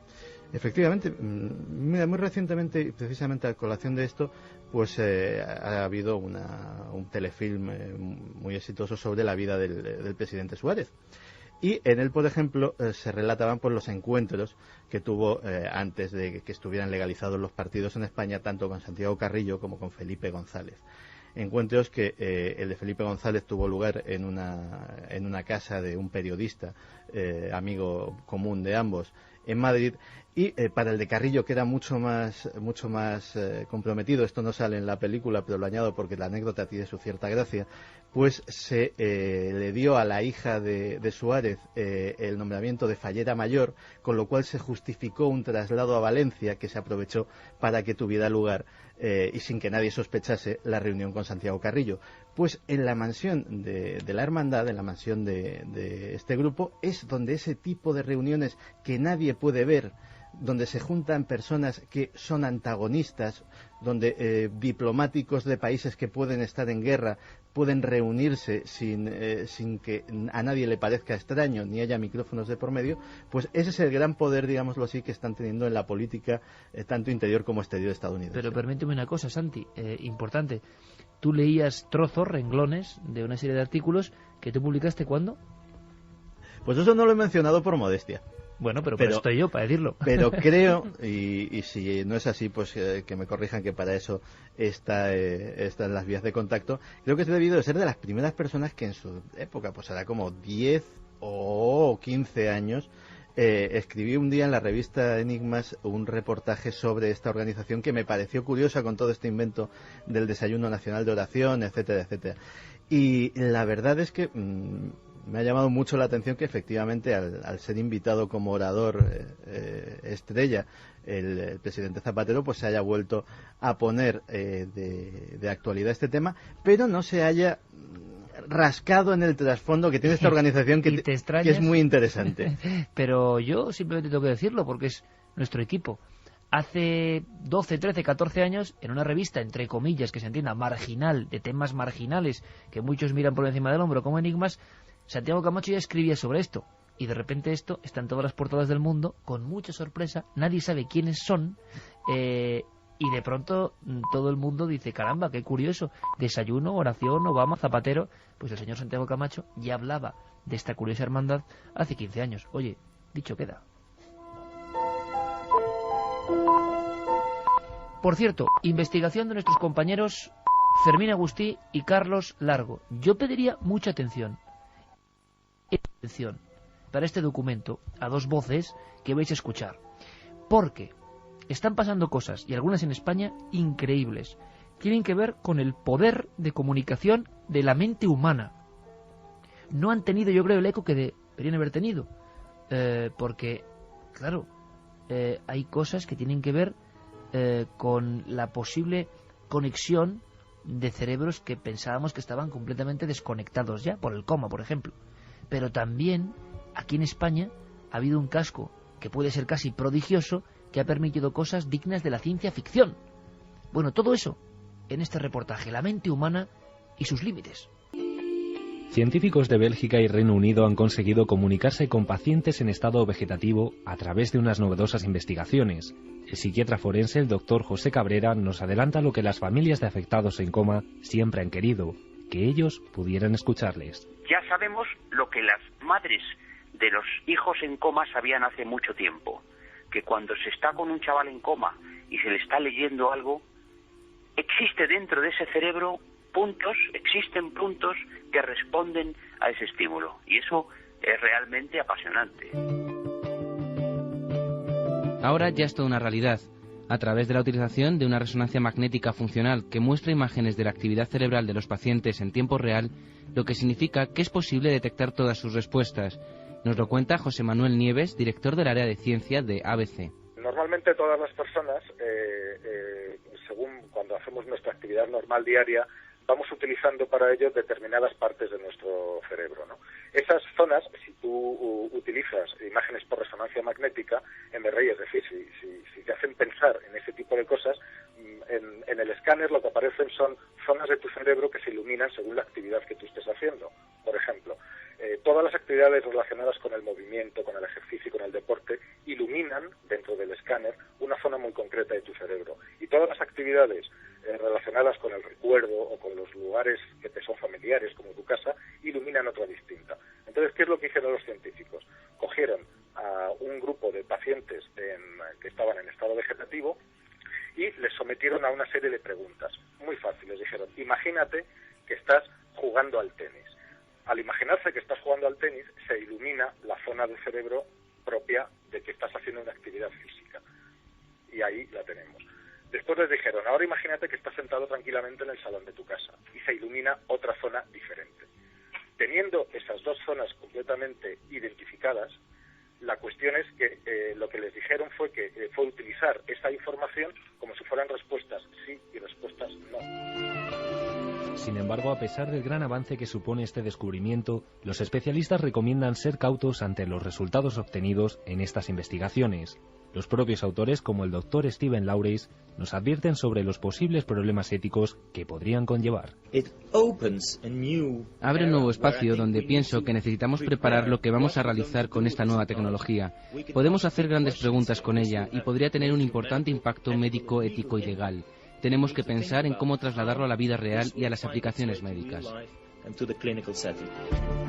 No solo los avances se producen a nivel internacional. Aquí en España, un grupo de científicos de neuroingeniería biomédica de la Universidad Miguel Hernández de Elche han creado un casco gorro que podría interpretar los pensamientos de personas discapacitadas y trasladarlos a un ordenador. Nos lo cuenta el investigador Eduardo Fernández. Básicamente se trata de registrar la actividad cerebral mediante electrodos similares a los electrodos que le ponen al hospital a hacerse un electroencefalograma. Esa información se manda a un ordenador y el ordenador es capaz de interpretar qué es lo que pretende hacer el sujeto. Por ejemplo, pues escribir una palabra, una letra o desplazar un ratón en el ordenador, hacer clic. Cuando tú estás, por ejemplo, el ordenador te sugiere y se interpreta que quieres escribir, por ejemplo, una palabra, empieza a sugerirte letras, tú te fijas en una letra en concreto, si quieres escribir la A, y el ordenador detecta cuando estás fijándote en esa letra, hay una actividad cerebral concreta que es un poco lo que se está basando. Como vemos, una tecnología útil y práctica que sin duda alguna permitirá a cientos de personas afectadas a recuperar la esperanza y mejorar su día a día. Dentro del laboratorio en lo que estamos trabajando es en desarrollar dispositivos y sistemas que puedan ayudar a mejorar la calidad de vida de personas que tienen problemas motores o sensoriales. En este caso estaría dirigida para personas con problemas motores, por ejemplo, pues tetraplégicos, personas con esclerosis múltiple en fases ya muy avanzadas, personas incluso pues con daño cerebral que no pueden utilizar sus extremidades. Hay que tener en cuenta que el sistema evidentemente es más lento que si puedes utilizar el ratón. Entonces está dirigido a ese tipo de personas y lo que hemos presentado en cualquier caso es una posible aplicación, pero el mismo tipo de tecnología se puede utilizar, por ejemplo, pues para que la persona pues pueda llamar a sus cuidadores si están en otra habitación, pueda encender o apagar la luz, encender la emisora de radio, de televisión, subir o bajar el volumen, etcétera. De hecho, estamos colaborando con asociaciones de afectados un poco para intentar priorizar aquellas necesidades que de entrada puedan ser más útiles. Ahora yo os lanzo la pregunta, ¿esto no es ciencia ficción? ¿Esto no es la ciencia ficción que de pequeños veíamos en las pantallas de la tele y del cine? Manejar aparatos con la mente. Lo que yo creo que, vamos, nunca imaginé que se podría llegar a vivir, y está empezando a pasar ya. Y además quiero romper una lanza en favor de científicos como este que nos hablaba, ¿no? Español, porque sí entraré un poco el mea culpa, hay que decirlo claro. En ocasiones, cuando hablamos de la ciencia como una entidad que esconde pruebas, que a veces no nos permite con claridad o ha sido muy escéptica en cuestiones que a nosotros nos interesan, la ciencia más dogmática, que no es la ciencia, sino personas concretas de la ciencia que no han permitido que algunas cosas extrañas, misteriosas, apasionantes se abran paso. Tantas veces hemos contado la historia de Altamira y tantas cosas, ¿verdad? El dogma imperante. Bueno, pues a veces, repito también la palabra, por comodidad se dice, bueno, es que la ciencia no ha querido, la ciencia no. La ciencia también la compone gente como esta, gente que hace milagros para que gente que lo pasa muy mal intente vivir mejor. Personas que desarrollan su trabajo a veces con penuria económica increíble y que designan una parte de su vida en intentar, por ejemplo, crear este casco mágico, milagroso, que hace posible que personas que no se pueden ni mover, ni pueden hablar, de alguna forma tengan un nexo con nosotros. La ciencia también es esto, y hay que decirlo muy claro, y nos sentimos muy orgullosos de los científicos que siguen trabajando para construir un mundo mejor. No siempre la ciencia es el espectro de bata blanca que no permite, por ejemplo, que se hable de misterio, ¿no? Y hablando de esto, de las situaciones entre la vida y la muerte, el coma, estados de los que... bueno, pues recibimos habitualmente muchas cartas, ¿no? Pero Yerei pone esta música de Planeta Encantado porque algunas de estas cartas en papel nos emocionan. Realmente nos emocionan. Es una carta para todo el equipo y creo que el equipo tiene que escucharla, todos, porque es una muestra de lo que genera también Milenio 3, ¿no? Y esto es muy importante para nosotros, esto es básico para nosotros, nos hace comprender la misión que tenemos, la misión como comunicadores, la misión como contadores de historias y de haceros pasar buenos ratos, por ejemplo en el hospital, ¿no? Hemos recibido cartas de personas que han estado muy enfermas, la familia nos pedía detalles, pero esta carta, por ejemplo, que tiene Carmen ahora entre las manos, en fin, no sé qué comentario ponerle. Quizá lo mejor, Carmen, es leerla, porque además es de unos colegas que no conocemos, pero colegas de profesión, y cuentan una historia que, en fin, muestra la ligazón que tienen con nuestro programa.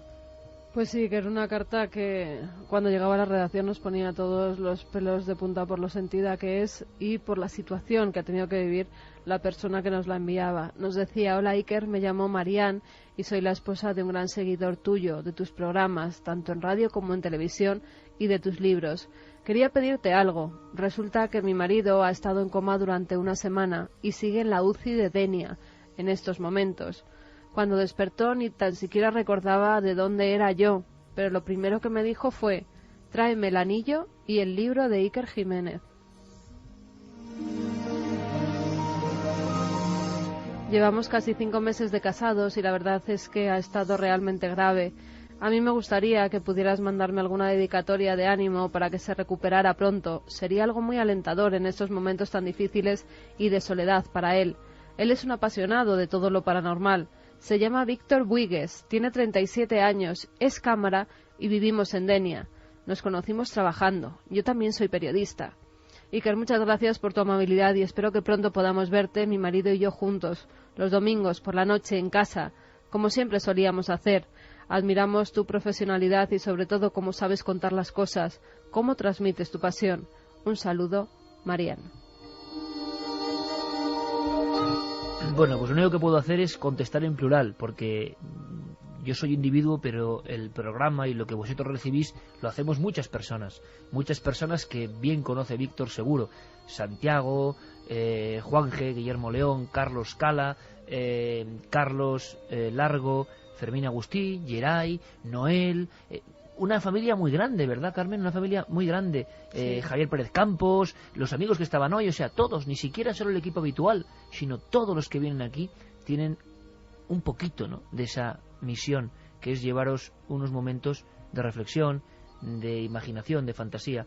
En fin, amigo Víctor, no hablo por mí, sino por todo este equipo inmenso, y solo te deseo lo mejor. Te deseo que los hados, que los misterios, que las energías que mueven el mundo te sean propicias y te ayuden, te den un impulso, te insuflen alas, y que dentro de muy poco no solo nos veas, sino te pases por aquí, nos saludes, disfrutes de la compañía, y en fin, que estamos convencidos, te lo digo con todo el ánimo, estamos convencidos de que te va a ir bien, de que vas a salir de ese trance, de que vas a salir de ese momento complicado, y es una ilusión la que nos das. No solo te ayudamos nosotros a ti, sino que tú nos ayudas a nosotros en momentos importantes para comprender lo que somos y por qué hacemos lo que hacemos. Así que, amigo, muchas gracias, y no solo a ti, Víctor, sé que lo entenderás, sino a toda la gente que ahora, por ejemplo, está en un hospital, que está sola, que lo pasa mal, pues ese mismo impulso, ese mismo espíritu, ese mismo oxígeno que se tiene que intentar que peleemos por estar mejor. Y tu pelea, la tuya, es importante y vas a salir victorioso, como dice tu nombre. Amigo, saludos cósmicos, milenarios, mucha suerte, alegría para ti. Entenderéis que es que uno no sabe ni lo que dice, porque es muy difícil, ¿no? Es complicado, sí, pero ha tenido una experiencia que solo la podrá comprender en algún momento, una experiencia iniciática en la que mucha gente en ese estado recuerda estar en muchos sitios, en muchos lugares, con personas a las que quería. Y también es muy importante, porque parece que no, pero yo he visto a enfermeras hablar a gente que estaba en coma, y es importante que los familiares hablen a esas personas que en ese momento están viviendo un trance, pero que gracias a Dios, por ejemplo, en el caso de Víctor, ha vuelto, ¿no? Con una esposa tan joven, con una esposa con la que empieza una nueva vida, pues ha tenido que regresar, y nosotros le damos la enhorabuena por eso. Y que estarán los dos seguro escuchándonos, y anda que no nos quedan por vivir historias. Santiago. Mi abuela tenía una coletilla que decía muchas veces que era: en una vida muchas vidas. Y qué buena. Y qué la buena. verdad es que en momentos como este uno se da cuenta de la cantidad de vidas que rozamos todas las noches, aunque solo sea un poquito, aunque solo sea como el leve roce de una pluma. Pero si ya en cada vida, pues en la de tuya, en la mía, en la de cualquiera de nuestros oyentes, pues están todas las vidas de todas las personas que hemos conocido, fíjate la cantidad de vidas en las que están las personas que nos conocen a nosotros sin que nosotros lo sepamos. Es una de esas cosas que no sé muy bien por qué, ni sabría justificarlo, pero que esta noche, en este instante, a mí me ponen los pelos de punta. Un abrazo de todo el equipo que hace Milenio, que hace Cuarto Milenio, que se sube en esta nave, y que al final lo importante es esto, pero más de cualquier historia, ¿no? Estamos para pasar buenos momentos juntos, para motivarnos juntos, para ir un poco a contracorriente juntos, ¿verdad? Hasta para sentirnos que somos una inmensa minoría porque, en fin, vemos que el mundo está muy complicado y nosotros vamos con otras historias. Hemos recibido otra carta muy emocionante, para mí muy emocionante, y fíjate si es emocionante, Santi, tú lo vas a entender muy bien, se lo decía Carmen, es una carta que, bueno, no vamos a leer porque, en fin, pues por modestia, ¿no? Pero la escribe Damián Santiago Lago.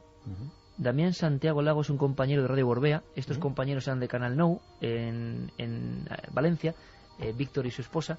Este compañero es de Radio Gorbea, y me he dado cuenta que este chico, Damián Santiago, bueno, pues desde la época en que yo hacía aquel boletín, La Última Hora, él se suscribía. Era uno de los que sí, era uno de los que enviábamos en el sobre, aquella revistilla que hacíamos, ¿no? Y en el fondo es una carta de esas que te dice: oye, qué ilusión estar con vosotros, ¿no?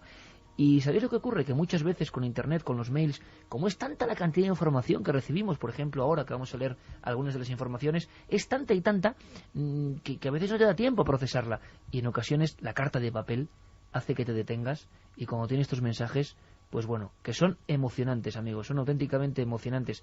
Gracias por estar ahí. Hace poco lo pensaba, Santi. Yo llevo una década en la cadena SER, ¿eh? Este equipo lleva prácticamente lo mismo, pero una década en la cadena SER y un lustro en la televisión. No está mal, ¿eh? Son muchas vidas. Los programas también son muchas vidas, Santi. Qué buena la cita de tu abuela. Lo decía. Las abuelas son sabias, ¿eh? Lo decía muy a menudo. En una vida, muchas vidas. En una vida, muchas vidas. Bueno, es que eso es sabiduría y saber titular, ¿eh? Sí, sí. Y fíjate que hay algo de... estaba pues esta semana catalogando mis libros y tal, y es curioso porque entre las páginas de uno me encontré, yo creo que la primera carta elogiosa que alguien mandó a la revista Enigma, segunda vez que lo citamos hoy, ese periodo, sobre un artículo mío. Ni me acordaba de la existencia de tal carta, pero de repente un sobre tal, Santiago Camacho, redacción, lo abro, ¿qué será esto? Y claro, cuando ya iba por la mitad y no lo guardé por vanidad, lo guardé yo creo que por cariño, ¿no? Y por que fue yo creo que el primer reconocimiento de verdad, del que valoras, que es de la gente que te diriges. Y es curioso porque efectivamente guardar eso, el papel, ahora que están tan de moda los libros electrónicos, que yo soy un fanático de la tecnología y creo que todo tiene que avanzar, pero efectivamente el papel tiene una magia algo mágico, que no tiene el beat. Si algún día sacáramos las miles de cartas que conservamos, ¿verdad? De todas esas cartas que nos manda la gente a la radio, a la televisión, que nos enviaban a la revista. Y también que respondemos en global y tienen que entenderlo la gente, ¿no? Porque yo lo entiendo. La persona que con mucha ilusión, igual desde un hospital, nos envía un mail y a veces te lo encuentras, oye, no respondiste, es que es físicamente imposible responder a todos. Y en ocasiones por eso respondemos de esta forma y os dedicamos unos minutos porque os sentimos pues con ese lazo tan importante, ¿no? Sin ese sentido que tenéis muchos, la inmensa mayoría de nuestros oyentes, sin esa forma de orgullo de pertenecer a esta familia, nosotros desde luego, amigos, no llevaríamos aquí el tiempo que llevamos. Eso está clarísimo. Y vamos, es una misión que hacemos entre todos, los que estáis al otro lado y nosotros. Por cierto, vamos a darnos una vuelta por la historia y ahora vamos con eso, con vuestras comunicaciones. ¿Cómo va la encuesta? La encuesta: ¿crees en las abducciones extraterrestres? Sí, 58,7%, no 41,3%. No está nada mal.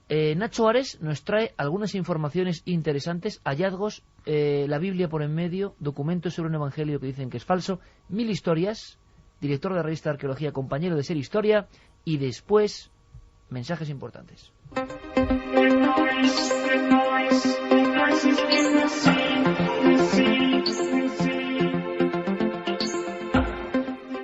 Una de las joyas de la Universidad de Chicago, el Códice de Marcos Arcaico, es, según expertos de Estados Unidos y del Reino Unido, una falsificación realizada a finales del siglo XIX o principios del XX.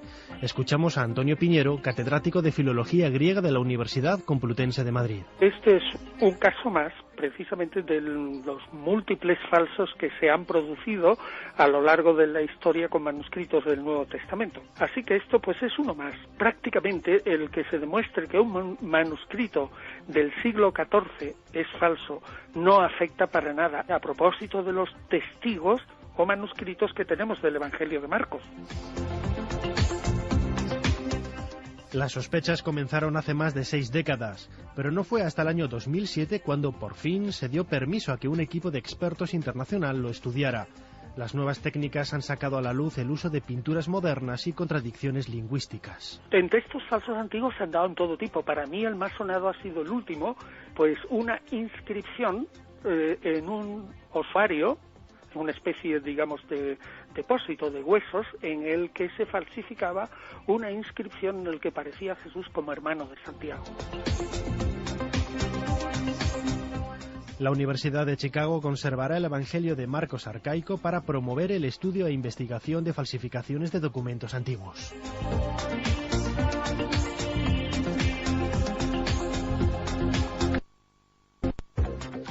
René Descartes, el célebre filósofo y matemático francés del siglo XVII, fue asesinado. La noticia es sorprendente. Nos lo cuenta Carmen Vela, corresponsal en Berlín de la cadena SER. René Descartes para nosotros, este viajero incansable que recorrió Alemania, Holanda e Italia, además de su propio país, fue invitado por la reina Cristina de Suecia para visitar la corte en Estocolmo. Allí murió el 11 de febrero de 1650, a los 53 años de edad, oficialmente de una neumonía. Siempre hubo rumores en torno a las causas de su fallecimiento, pues Descartes tenía muchos enemigos, sobre todo entre los teólogos más conservadores que le acusaban de herejía. 440 años más tarde, la teoría de de su posible asesinato cobra relevancia. Ya en 1980 el filósofo alemán Eike Pies sostenía esta tesis. Descartes pudo morir por envenenamiento con arsénico. Ahora es otro profesor de filosofía alemán jubilado, Theodor Ebert, el que aporta nuevas revelaciones. Durante 3 años, Ebert ha investigado los archivos desde Estocolmo a París siguiendo las posibles huellas del crimen. Aunque no ha logrado pruebas materiales concluyentes, el profesor de Erlangen describe una cadena de indicios muy convincentes. La teoría de Ebert de su libro La enigmática muerte de René Descartes es que el revolucionario francés fue envenenado por la Iglesia Católica. El capellán Biogué de Estocolmo le habría dado para comulgar una hostia bañada en arsénico o algo muy similar.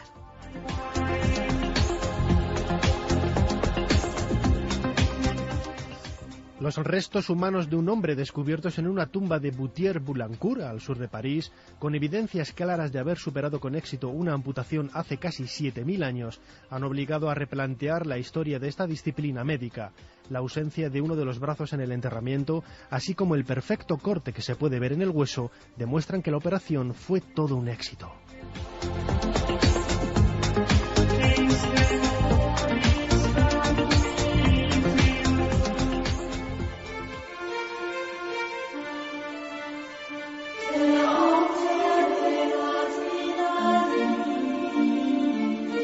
Como los mensajes son larguitos, pues vamos a acabar con ellos. ¿Sabes ¿vale? lo que me decía Javier Sierra? Que le había emocionado la cuarta fase. ¿Qué? Y a mí también. Hay un fragmento que como no tiene mucho sentido, pero que de repente hablan de los sumerios y conectan con los extraños astronautas de la antigüedad, te ponen los pelos de punta.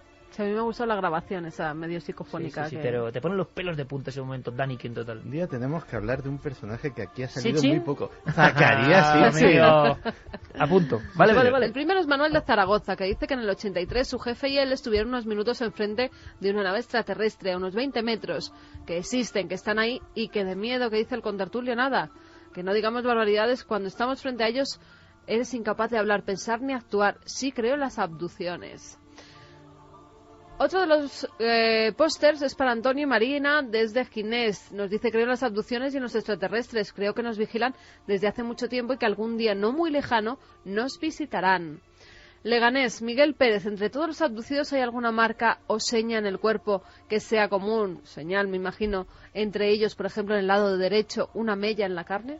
No, las más habituales son las que se dan por sangrado en nariz y oídos, frecuente y poco natural, y luego en la parte interior de codos y rodillas, o sea, lo que sería dentro de la articulación, que aparezca algún tipo de protuberancia o básicamente cicatrices no explicadas que aparecen prácticamente en cualquier parte del cuerpo, con lo cual no hay una marca del abducido. Otro póster para Marisa que dice, yo hace unos años tuve sueños telepáticos con un pequeño ser extraterrestre a guerras y que su civilización era pacífica. José de Móstoles es otro de los ganadores. Apariciones, visitantes nocturnos, abducciones, poltergeist, fantasmas, ¿no serán distintos fenómenos que parten de un mismo origen?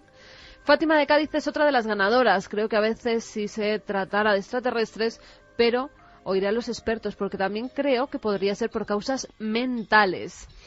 Recuerdo una película de Walken que hablaba del tema. Mítico también... y bizarro Christopher Walken. Christopher Walken, que da comunión. Claro, que era como... la adaptación cinematográfica del libro de Whitley Strieber. También era un hecho real. ¿Qué piensa Iker? En tu libro La Noche del Miedo creo que das por hecho que existen, nos decía David. Bueno, de La Noche del Miedo os voy a hablar ahora por una circunstancia curiosísima. Ahora os cuento. Marga, que nos decía, queridos amigos milenarios, como he manifestado, los llamados extraterrestres llevan mucho tiempo visitando la Tierra y sí, su alta tecnología y estudios sobre los humanos les han permitido conocernos profundamente, incluso a niveles de clonaciones, es de esperar que ya están instalados en nuestra sociedad. Nuria, que es de Madrid, dice que una noche hace 20 años, cuando tenía 7, se despertó y a los pies de su cama vio a un ser de forma humanoide. Pero desde luego no era humano, estatura baja, cabeza grande y vestía unas extrañas ropas con una especie de túnica. Su sentimiento, miedo y angustia.